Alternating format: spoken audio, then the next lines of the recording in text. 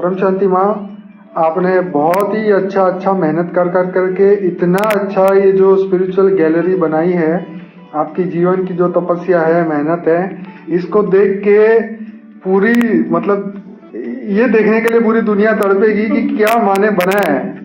बोलिए, बताइए आप माँ, देखो बताइए। बेटे, मैं तो कुछ भी नहीं हूँ।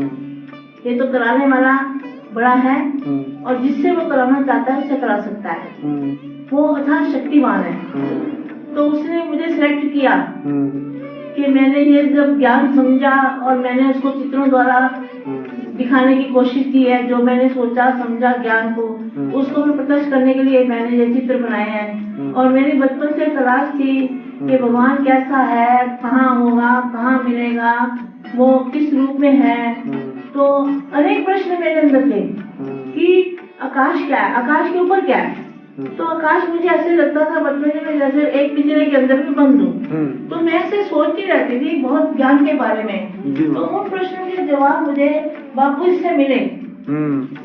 बापूजी ने जब मुझे ज्ञान देना शुरू किया तो मैंने बापूजी को पहचान लिया।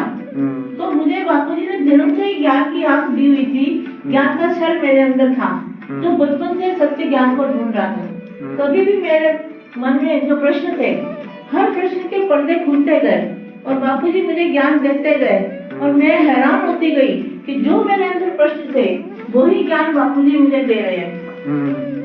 तो मेरे को दिव्य नेत्र आने लगा। दिव्य बुद्धि से मैं बापूजी के विराट रूप को देखने लगी, बापूजी के धाम को देखा, बापूजी के मूल स्थान को देखा, बापूजी कहाँ से आए हैं वो मैंने देखा। तो दिव्य बुद्धि खुलते खुलते मेरे सारे प्रश्नों के जवाबों की परतें खुलती गई। तो आज भी मेरे प्रश्नों के जवाब जो है काफी हद तक मुझे समझ में आ चुके हैं। तो इसलिए वाणियों में भी जिन्होंने वाणियां सुनी है, ब्रह्मा कुमारी में गए हैं लोग, उनको पता है कि दिल्ली की धरनी को सबको प्रणाम करना पड़ेगा, क्योंकि सबसे पहले जानने वाला, बापूजी को पहचानने वाली आत्मा जो है उसको कहते हैं कि दिल्ली जो है दिल लेने वाली है, भगवान का दिल लेने वाली दिल्ली होती है। तो दिल्ली इसलिए नाम पड़ा है, त्रिमूर्ति भवन भी नाम पड़ा है। और सारे नाम जो पढ़ते हैं ऐसे तो नहीं पढ़ते, कोई ना कोई रहस्य होता है, उसी रहस्य के द्वारा नाम पढ़ते हैं। तो बापूजी को तो मैंने भरपूर ज्ञान लिया है बापूजी से। और जो चित्र में उतारा वो तो कुछ भी नहीं है, वो तो एक मामूली ज्ञान है। जो चित्र में उतारा गया है वो तो छोटा सा थोड़ा सा उसका ज्ञान का एक अंश मात्र है। बाकी ज्ञान तो बापूजी ने इतना दिया है, अथाह ज्ञान दिया है, अनंत ज्ञान दिया है। बापूजी के ज्ञान का जो है वो बापूजी के ज्ञान का कहीं था नहीं पा सकते। बापूजी जो ज्ञान देते हैं बनाओ और जितनी भी वनस्पतियां पेड़ है उनके आप कर्म बनाओ और सागर जितने भी उनकी शाही बनाओ, तो भी तुम बेहद के बापूजी का ज्ञान नहीं समझ सकते, मतलब लिख नहीं सकते, उसको समझ सकते हो। समझने वाले भी मुट्ठी भर आत्मा होगी, तो ज्यादा आत्माएं समझ नहीं सकती। फिर बाद में माँ उनको समझाती रहती है, समझाते समझाते उनकी बुद्धि खुलती है। तो जो ब्रह्मा कुमारियों में गए हैं और जो शंकर पार्टी में भी गए हैं, उनको ज्ञान आसानी से वो समझ जाते हैं। तो बाहर वाली दुनिया वाले भी समझेंगे ये तो ज्ञान इसका है, ब्रह्मांडों का है, गैलेक्सिया है, गैलेक्सी के ऊपर यूनिवर्स है, उसके ऊपर ग्रेट यूनिवर्स है, ग्रेट यूनिवर्स है। ऐसे करते करते 10 के ऊपर 500 बिंदी लगाओ, कितने यूनिवर्स जो है वो साइंस वालों ने भी बताए हैं। तो इसके ऊपर भी था दुनिया है। ये दुनिया कहीं भी इतना भी इसका विस्तार है कि दुनिया का आकाश, परम लाइट, परम तत्व जो है, महातत्व, उनका कहीं भी था नहीं पा सकते। इतनी विशाल दुनिया है। खाली धरती पर ही दुनिया नहीं है, धरती पर तो राई का दाना भी, राई के दाने से भी खरबों भाग दुनिया है, ये सोच लो।